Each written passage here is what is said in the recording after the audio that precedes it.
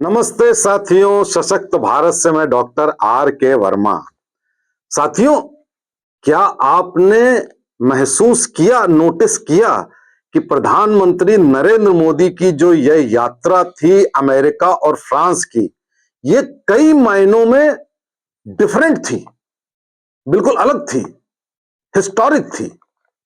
मैं बताता हूं, मैं सारा वृतांत आपको बताता हूं। अभी तक जब भी मोदी जी अमेरिका जाते थे, जब जब 99% ऐसा होता था कि राहुल गांधी मोदी जी के पहले अमेरिका पहुंच जाते थे।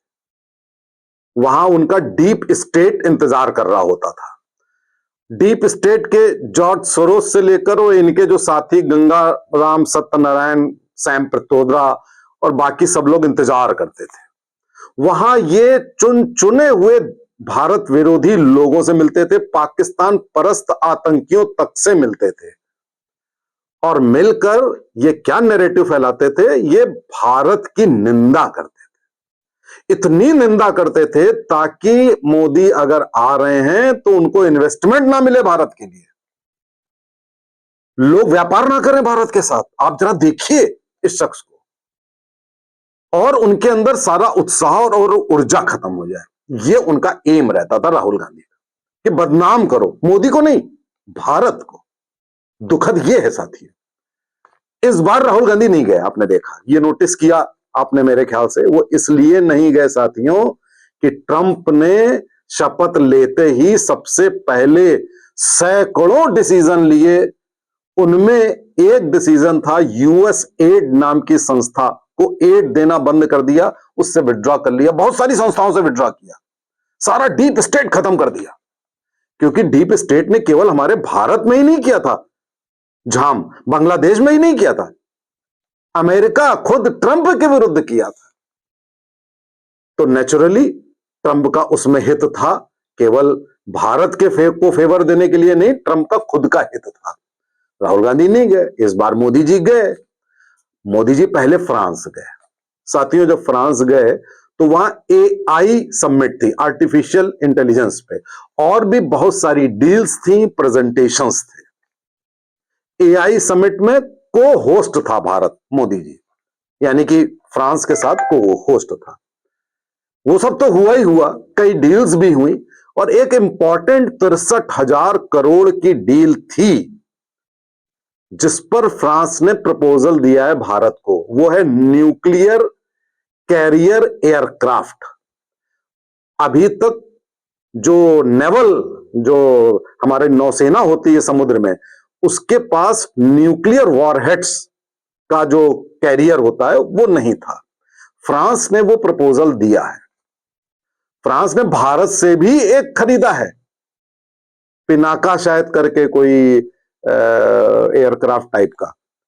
ऐसा नहीं है कि हम केवल उन्हीं से ले रहे हैं, हम अपनी चीज भी दे रहे हैं, मिसाइल, और उसके पहले ब्रह्मोस तो हम बेच ही चुके हैं। तो ये जो 63,000 करोड़ का जो है, ये डील अभी फाइनल नहीं हुई है, लेकिन वो फाइनल अगले 3-4 महीनों में साथियों हो सकती है। मैं समझता हूं हो जानी चाहिए। फ्रांस में जो मैक्रोन थे, उन्होंने सारे प्रोटोकॉल तोड़ते हुए मोदी जी का स्वागत किया, उनको बाकायदा छोड़ने तक गए, प्रोटोकॉल ब्रेक करके। और उन्होंने देखा कि मोदी कितना फोकस्ड है अपने देश के लिए, प्रेजेंटेशंस के दौरान, हर चीज के दौरान। बड़ी अच्छी यात्रा रही। खैर, उस यात्रा के बारे में बहुत ज्यादा ना करके अमेरिका में आ जाते हैं। अमेरिका में साथियों मोदी जी मिले एलॉन मस्क से, क्योंकि अब वो तो गवर्नमेंट फंक्शनरी में है। मिले तुलसी गबार्ड से, जो अमेरिकन इंटेलिजेंस चीफ बनाई गई है, और मोदी के आने के जस्ट पहले उनका अपॉइंटमेंट कंफर्म कर दिया गया, कंफर्मेशन कर दिया गया। ये जानबूझ के किया गया। पुतिन से बात 1.5 घंटा ट्रंप ने करी, जानबूझकर करी मोदी के आने के पहले, क्योंकि ट्रंप चाहते हैं कि वे और मोदी के साथ मिलकर रूस यूक्रेन वॉर की समाप्ति करें।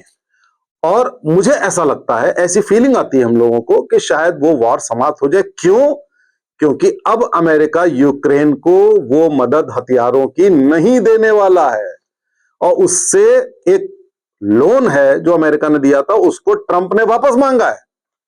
अब वो जो कॉमेडियन जेलेंस्की बैठा है कहां से देगा? और उधर पुतिन से भी बात चल रही है। इसके अलावा ट्रंप एक बिजनेसमैन है साथी। ट्रंप ने बहुत सारे बिजनेस के जो वो थे वो लेके रखे थे कि तेल भी अमेरिका भारत को बेचना चाहता है, हमें अगर सस्ता मिलेगा, क्योंकि भारत बहुत बड़ा देश है, केवल हम रूस से ही लेकर हमारी मांग पूरी नहीं होगी, अमेरिका से लेगा, वो ट्रंप ने ऑफर दिया है। एक टैरिफ की बात थी कि साहब अमेरिकन प्रोडक्ट यहां आते थे तो उनका था कि साहब भारत अगर हमसे टैक्स लेगा हमारे प्रोडक्ट पे तो हम उसके भी प्रोडक्ट पे टैक्स ज्यादा लेंगे। उसको पहले ही बजट में मोदी ने कम कर दिया। टैरिफ की कोई बात ही नहीं हुई साथियों। विपक्ष और विरोधी सोच रहे थे कि टैरिफ की बात पे घेर लेंगे मोदी जी को, वो बात ही नहीं हुई, क्योंकि ये बात हो गई कि जितना टैरिफ आप लेंगे उतना टैरिफ हम लेंगे। भारत भी 5% लगा रहा है, वो भी भैया उतना लगाएंगे, वो बात भी हो गई।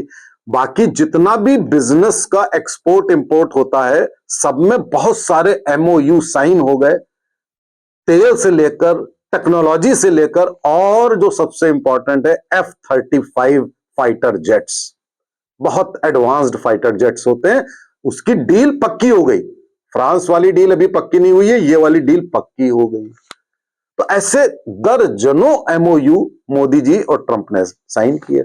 आपने देखा होगा ट्रंप जी मोदी जी की कुर्सी खिसका रहे हैं और आगे आगे मोदी जी को कर रहे हैं। अब उसमें मेरे एक मित्र ने कह दिया कि भाई साहब ये तो एक यूरोपियन अमेरिकन कर्टसी है। भैया ये कर्टसी पहले क्यों नहीं मिलती थी? पहले तो कोने में हमारे प्रधानमंत्री खड़े रहते थे और पाकिस्तान का प्रधानमंत्री वो देहाती औरत वगैरह कह देते थे, और उसमें हम विपक्ष क्लास लेते थे, पाकिस्तान की सरकार नहीं लेती थी, हम विपक्ष लेते थे। तो अब अगर मान सम्मान देश को मिल रहा है, प्रधानमंत्री को मिलने का मतलब है कि हमारे भारत को मिल रहा है, तो आप इससे क्यों डिनाई करते हो जो भी विपक्ष है? एक बात जो मोदी जी को आपने नोटिस करी कि नहीं, कि ट्रंप बार बार कहते थे मागा मागा, मेक अमेरिका ग्रेट अगेन, मागा। मोदी जी ने पहुंचते ही कह दिया मीगा, मेक इंडिया ग्रेट अगेन। उन्होंने कहा मागा और मीगा मिल करके ऐसा करेंगे।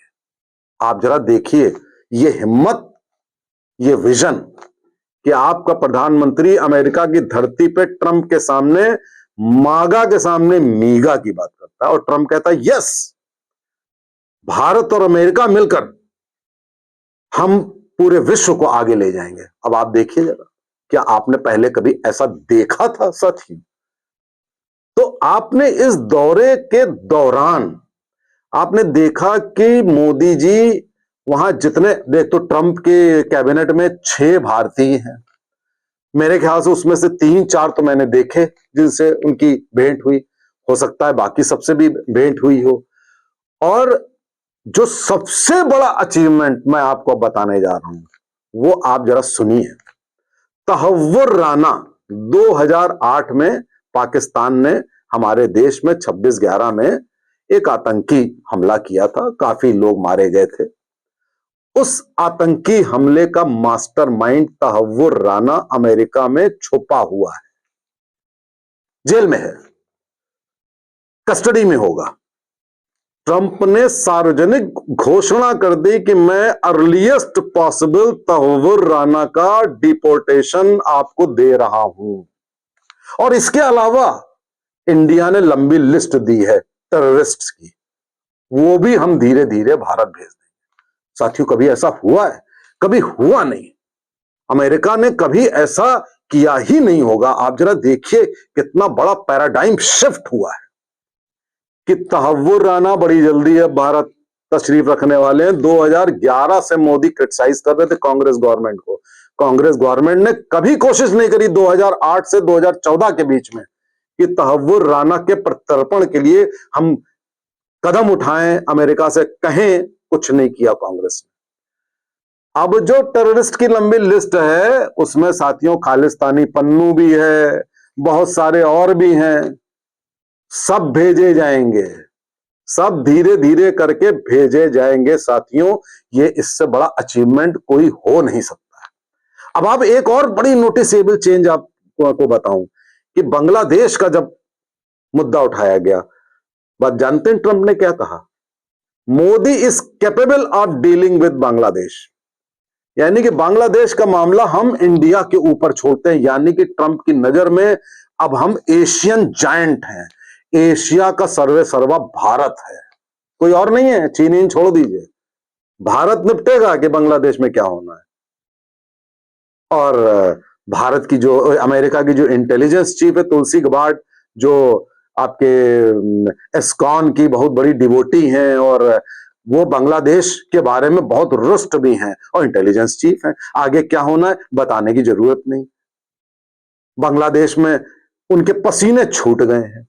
इसके अलावा साथियों और भी बात हुई होंगी, चाहे पीओके को लेके हो, पाकिस्तान की एड बंद कर दी गई है साथियों, बंद कर दी गई है। जो बाइडेन जो होते थे उन्होंने रिस्टोर कर दी थी, ट्रंप ने बंद कर दी। पाकिस्तान अब और कटोरा लेके बैठ जाएगा, इधर पाकिस्तान इधर बांग्लादेश, और ट्रंप उसके पहले इजराइल गाजा में और उधर सारे डिक्लेरेशन कर चुके हैं कि तुमने अगर नहीं छोड़े जिनको किडनैप किया है तो तुम परिणाम भुगतने के लिए तैयार रहना, ये ट्रंप कह चुके हैं। और वार्निंग दे चुके हैं इजिप्ट को भी, जॉर्डन को भी, कि आपको ये जो पैलेस्टीनियन इनको अपने देश में लीजिए शरणार्थी बना करके, उधर वो सब छोड़िए। तो आप देखिए कि ये जो ट्रंप मोदी कॉम्बिनेशन है, पुतिन को भी जोड़ लीजिए, पुतिन भी आ जाएंगे लाइन में। एक त्रिकोण, जो मैंने आपसे पहले भी वीडियो में कहा कि एक त्रिकोण बना हुआ है, ये त्रिकोण पूरे वर्ल्ड को लीड करेगा। ये त्रिकोण राष्ट्रवादी है, ये त्रिकोण उन गंदे लोगों का नहीं है, डिक्टेटर्स लोगों का नहीं है, बेईमान लोगों का नहीं है। अमेरिका में जितने कदम ट्रंप ने उठाए उसके ऊपर तो आप आधे घंटे बता सकते हैं क्या क्या कदम उठाए। तो अब इस डीप स्टेट की कॉन्स्पिरेसी ना तो भारत में होगी ना अमेरिका में होगी। तो राहुल गांधी सबसे पहले समझ लें, जो तुम कभी शेयर मार्केट, कभी इकोनॉमी, कभी उसको सबको डुबोने की बात करते थे, भारत की निंदा करते थे, अब वो दिन गए, नहीं कर पाओगे। अब तुमको सकारात्मक राजनीति, सड़क पे आओ, भारत में चुनाव लड़ो और लेजिटिमेट तरीके से चुनाव लड़कर के मोदी को हरा के दिखाओ तो जाने। तो साथियों, आपके लिए यह जानना बहुत आवश्यक है कि हम रक्षा के मामले में बहुत अपग्रेड हमने कर लिया, हमने आतंकियों को ले लिया, हमने आतंकवाद खत्म करने के नाम पे कर दिया, हमने अपनी देश की सॉवरेनिटी के ऊपर काम कर लिया, हमने अपनी इकोनॉमी, अपने बिजनेस के ऊपर यह काम किया, बहुत सारे एमओयू साइन कर लिए। कुल मिलाकर साथियों, कुल मिलाकर ट्रंप मोदी ने एक इतिहास रच दिया है, जिसका परिणाम अभी अभी आपको भले ना देखने को मिल रहा हो, अभी आने वाले समय में कम से कम 4 सालों में आप देखेंगे। भारत अमेरिका के रिश्ते तो बेटर हैं, वो तो छोड़ दीजिए, उसके अलावा पूरी दुनिया में और भारत में कितने परिवर्तन आएंगे उसकी आप कल्पना नहीं कर सकते हैं। इस वीडियो में इतना ही, शेयर सब्सक्राइब जरूर करिएगा। नमस्ते, जय हिंद, जय भारत।